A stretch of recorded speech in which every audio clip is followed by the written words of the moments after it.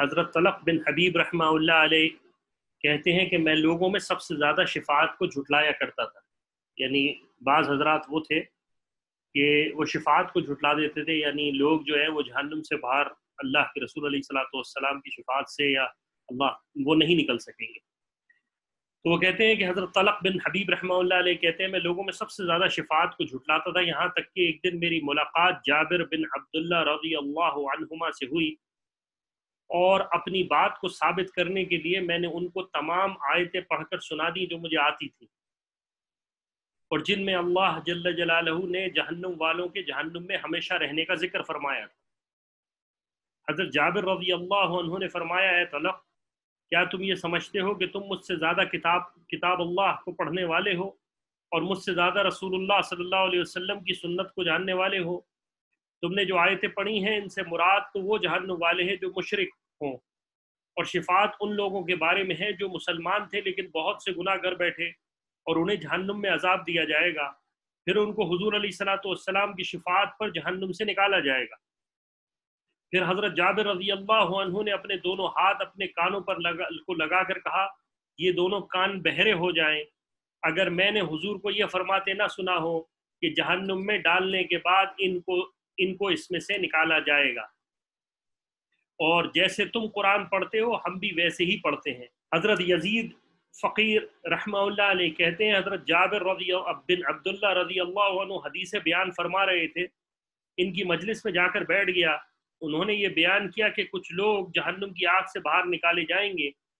ان دنوں میں اس بات کو نہیں مانتا تھا، اس لیے مجھے غصہ آ گیا اور میں نے کہا لوگوں پر تو مجھے تعجب نہیں ہے، لیکن اے محمد رسول اللہ صلی اللہ علیہ وسلم کے صحابی، مجھے آپ لوگوں پر بڑا تعجب ہے کہ آپ لوگ یہ کہہ رہے ہیں کہ اللہ تعالیٰ آگ سے کچھ لوگوں کو نکالیں گے، حالانکہ اللہ تعالیٰ قرآن کریم میں فرماتے ہیں اعوذ باللہ من الشیطان الرجیم یریدون ان یخرجوا من النار وما هم بخارجین منها، اور اس بات کی خواہش کریں گے جہنم سے نکل آویں اور وہ اس سے کبھی نہ نکل سکیں گے، نکلیں گے. سورہ مائدہ. حضرت جابر رضی اللہ عنہ کے ساتھ ہی مجھے ڈانٹنے لگے. حضرت جابر رضی اللہ عنہ خود ان میں سب سے زیادہ بردبار تھے. انہوں نے فرمایا اس آدمی کو چھوڑ دو، اور یہ فرمایا کہ یہ آیت تو کفار کے بارے میں ہے.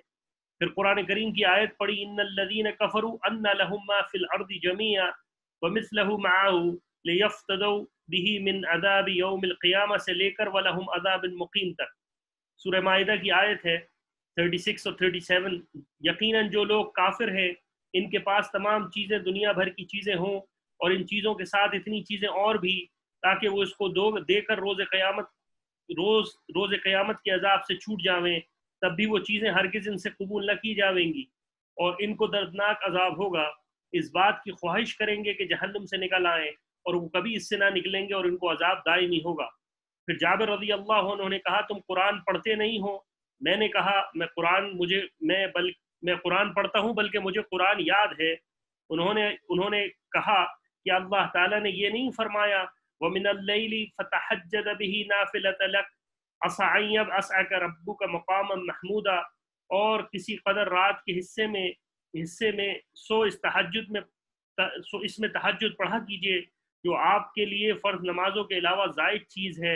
امید ہے کہ آپ کا رب آپ کو مقام محمود میں جگہ دے گا، اور یہی وہ مقام ہے جو شفاعت کبریٰ کا ہے. اللہ تعالیٰ کچھ لوگوں کو ان کے گناہوں کی وجہ سے کچھ عرصے جہنم میں رکھیں گے اور ان سے بات نہ فرمائیں گے، اور جب ان کو وہاں سے نکلنا چاہیں گے نکالیں گے. سورہ بنی اسرائیل.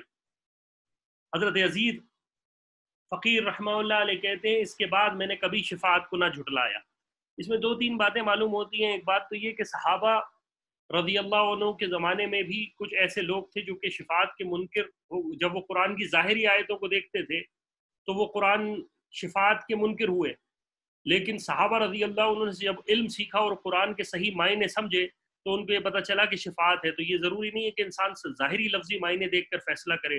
آج کے زمانے میں بھی ایسے لوگ پیدا ہوئے ہیں جو کہ ظاہری طور پر قرآن کے الفاظ کو دیکھتے ہیں اور وہ باطنی طور پر نہ صحابہ رضی اللہ عنہ کے علم کو دیکھتے ہیں، نہ تابعین نے جو انہوں نے علم سیکھا تھا ان سے ان کے معنی لیتے ہیں، بلکہ اپنے طور پر اس کو سوچنے کی کوشش کرتے ہیں. تو اللہ تعالیٰ ہمیں ان سے بچائے اور اللہ تعالیٰ تمام ایسے فتنوں سے بچائے کے رکھے.